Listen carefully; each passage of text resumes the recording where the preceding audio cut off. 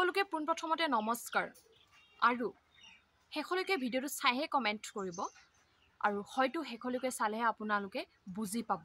এখন ৰাজ্যত ৰন্ধন কৰ্মীয়ে গোটেই দিনটো কাম কৰি অৱশেষত যিখিনি তেওঁলোকে টকা পাব লাগে সেইবোৰ টকা নাপায় আৰু তেওঁলোকে দাবী কৰি থাকিব লগা হয়। তাৰ পিছত দাবী কৰাৰ পিছত তেওঁলোকে কিমান পায় জানেনে? তেওঁলোকে মাহত পায় মাত্ৰ 1000 টকা আৰু সেই 1000 টকাও সময়মতে নাপায়।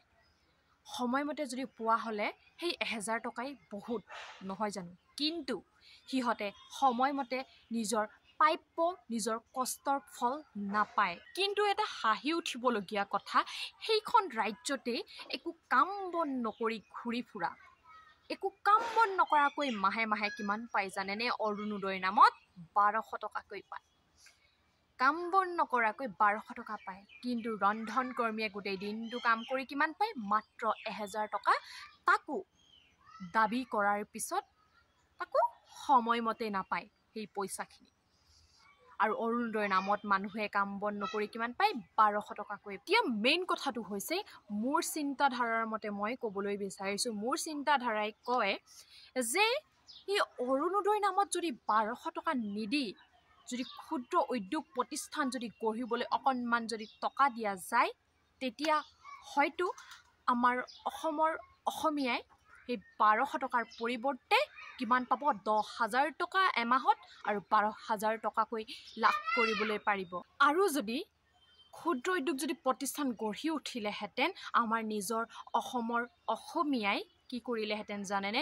নিজৰ ল'ৰা ছোৱালী, নিজৰ সন্তান, নিজৰ পৰিয়াল, নিজৰ ঘৰ বাৰী এৰি থৈ বেলেগ এখন দেশত গৈ কাম কৰিব নালাগিলেহেঁতেন।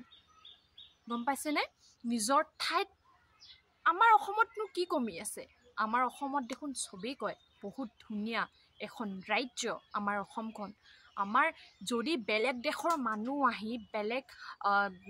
আহি যদি আমাৰ ইয়াত, মই নামবোৰ কৈ দিবলৈ মেনশ্যন কৰিব নিবিচাৰোঁ, সেইবোৰ ৰাজ্যৰ মানুহে যদি আমাৰ অসমত আহি দাদাগিৰি কৰিব পাৰে, উপাৰ্জন কৰিব পাৰে, বিজনেছ কৰিব পাৰে, আমাৰ অসমৰ অসমীয়াই কিয় নিজৰ ৰাজ্যতে বিজনেছ কৰিব নোৱাৰে? কিয় ক্ষুদ্ৰ উদ্যোগ প্ৰতিষ্ঠান গঢ়িব নোৱাৰিব? কওক। বেলেগ এখন ঠাইত বেলেগৰ তলতীয়া হৈ কিয় থাকিব লাগে আমাৰ অসমৰ অসমীয়াই? যদি ধৰিছোঁ নিজৰ ক্ষুদ্ৰ উদ্যোগ প্ৰতিষ্ঠান গঢ়ি উঠিলেহেঁতেন, তেতিয়া নিজৰ ল'ৰা ছোৱালীক এৰি থৈ বেলেগ এখন ঠাইত যাবলৈ নালাগিলেহেঁতেন আৰু নিজৰ সেই এমুঠি ভাত শান্তিৰে খাই দিনটো কাম কৰি ৰাতি শান্তিৰে শুই থাকিব পাৰিলেহেঁতেন। মোৰ মতে, মোৰ চিন্তাধাৰাই কয়। গতিকে অৰুণোদয়ে আমাক এইটোৱে বুজাব বিচাৰিছে যে, কি বুজাব বিচাৰিছে জানেনে? কৰ্মসংস্থাপন বাদ আৰু হিতাধিকাৰী ফাৰ্ষ্ট। আৰু এইটো কথা কোৱাৰ কাৰণে হয়তো বহুতে বেয়া পাব পাৰে, কিন্তু মোৰ চিন্তাধাৰা দিহে কৈছোঁ। সকলোৰে চিন্তাধাৰা বেলেগ বেলেগ আৰু মোৰো চিন্তাধাৰা বেলেগ বেলেগ। মোৰ চিন্তাধাৰা বেলেগ বেলেগ নহয়, বেলেগ।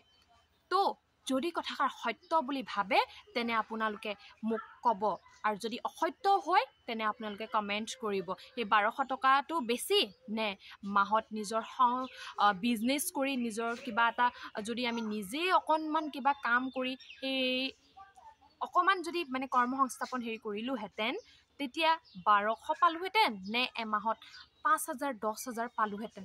ভাবি চাব অকণমান কথাটো, তাৰপিছতহে কমেণ্ট কৰিব। এনেই যি টি মোক কমেণ্ট নকৰিব। আৰু আজিলৈ বাই। আকৌ নেক্সট ভিডিঅ'ত আকৌ লগ পাম।